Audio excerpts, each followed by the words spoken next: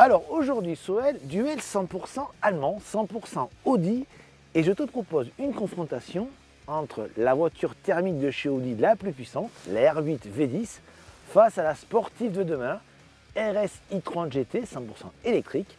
Et tu vas nous dire donc aujourd'hui si tu préfères le passé malheureusement ou le futur.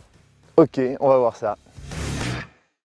Après avoir confronté il y a quelques mois une Porsche 911 Turbo S à son pendant électrique la Taycan Turbo S, nous avons décidé aujourd'hui de renouveler l'expérience en mettant aux prises une Audi R8, modèle le plus sportif de la marque Osano, à la RS e-tron GT, modèle électrique le plus performant du constructeur. Ce match est donc un duel entre une sportive d'aujourd'hui, mais aussi d'un temps bientôt révolu, face à une sportive de demain. D'un côté, la R8 est un coupé ultra sportif, strict de place, animé par l'un des derniers V10 de la production actuelle. D'une cylindrée de 5 litres 2, celui-ci implanté en position centrale arrière, développe 620 chevaux et dispose bien évidemment de 4 roues motrices. Comme on peut s'en douter, les performances de tout premier plan avec un 0 à 100 km/h abattu en 3,1 secondes et une vitesse maximale de 331 km/h. Face à elle, la RS e-tron GT, la version la plus radicale des véhicules électriques de la marque Osano. Ces moteurs électriques implantés sur chaque essieu lui permettent de bénéficier de 598 chevaux avec un pic à 646 chevaux, mais surtout d'un couple camionnesque de 830 Nm et bien sûr de 4 roues motrices. La vitesse maximale est limitée à 250 km/h, mais le 0 à 100 km/h est franchi en tout juste 3,3 secondes, soit des chronos proches de sa rivale du jour. L'heure du verdict est arrivée. Quelle est celle que va préférer notre pilote Soel Ayari? C'est ce que nous allons voir aujourd'hui sur le circuit de la Ferté-Gaucher.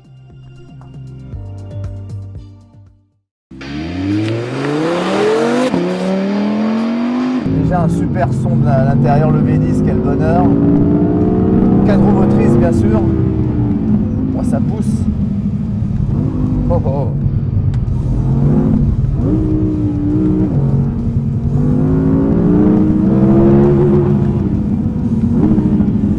Alors. Bien. Alors très stable en entrée, mais bon, quand on rentre sur les freins, on arrive à la faire venir, c'est très sympa. Voilà. Bon, aïe. Alors tout de suite, on est, là j'ai touché le limiteur en montée parce que avec les watts qu'elle a, ça vient tellement vite. Oh,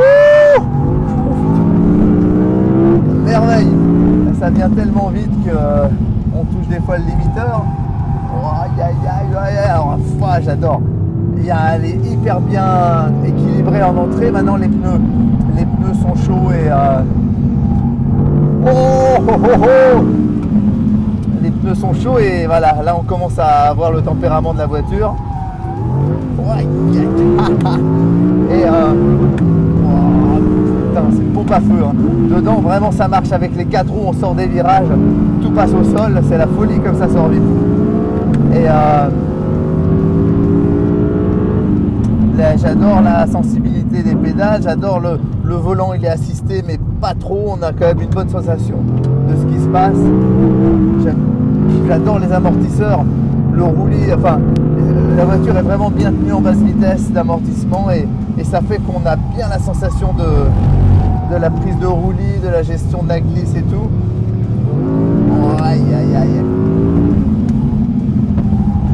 Alors quand on rentre sur les freins comme là, la voiture vient, vraiment elle est super équilibrée. C'est un poil, on arrive à la faire venir sur les freins, mais c'est une bonne stabilité sur les freins. On rentre quand même très vite dans les virages avant que ça vienne. Voilà, comme là par exemple. Aïe. Encore touché le limiteur tellement ça monte vite. Et moi je me régale. C'est vraiment là on est dans le haut du panier, c'est une super caisse. Bon, ça fait longtemps qu'Audi profite et peaufine son modèle et là elle est bien équipée en pneus et pour le reste tout est juste. Si il y avait une chose à dire, c'est que elle est plutôt typée propulsion en sortie. Alors pour le fun, c'est génial hein, parce que dès qu'on met le pied sur les gaz, dès qu'on met les pieds sur les gaz, la voiture continue à venir. Par contre, pour l'efficacité, avec une 4 roues, ce qui est bien, c'est d'arriver, voilà, de faire venir la voiture en entrée et en sortie de mettre volant droit et bam, ressortir comme une balle. Pour l'efficacité, ça aurait été vraiment le mieux, mais pour le fun, j'avoue que comme elle est réglée, c'est vraiment cool.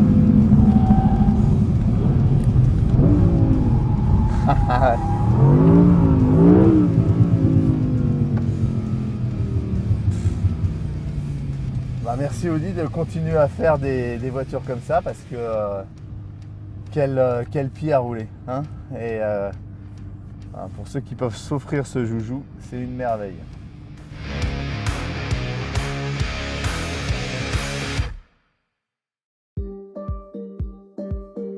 Alors, tout de suite,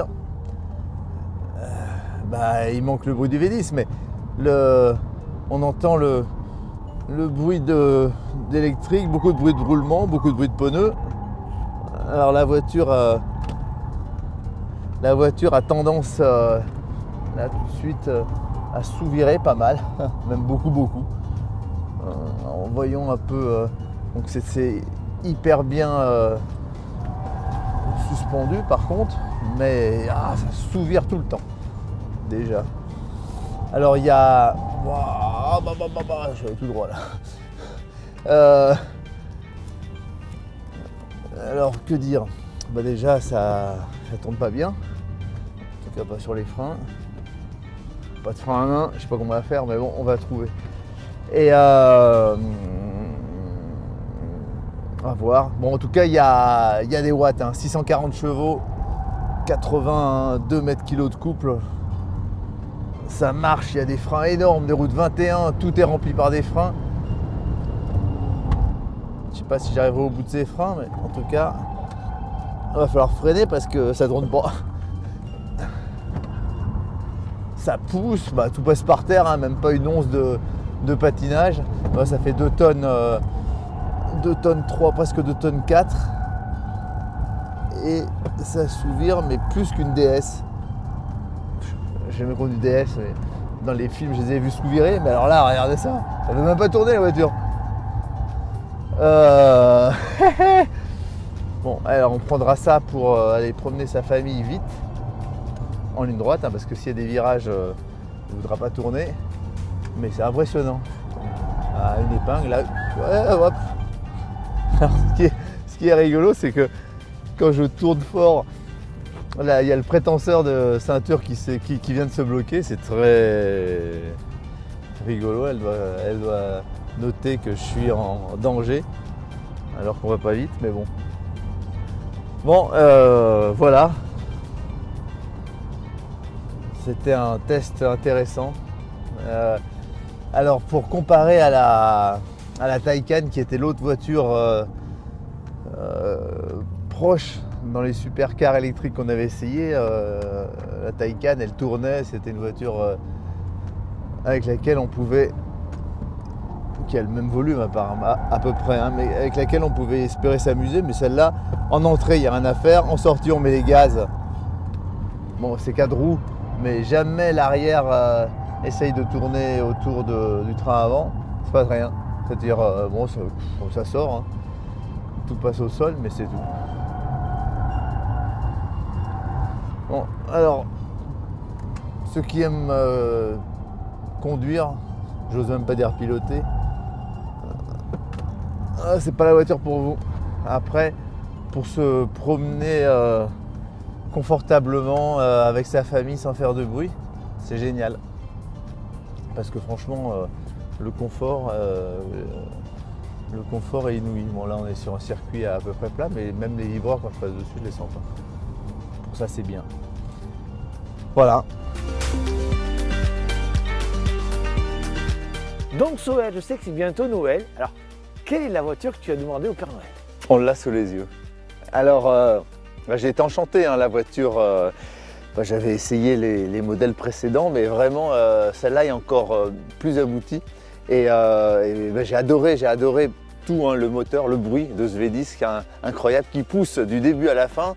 Et un gros couple, hein, pour un moteur Atmo. Maintenant, on est de plus en plus habitué au turbo. Et cette mélodie, vraiment la voiture est bien réglée et vraiment hyper fun à conduire. Donc moi j'ai pris mon pied. Et il faudra encore un peu de temps à ce que l'électrique arrive à ce niveau.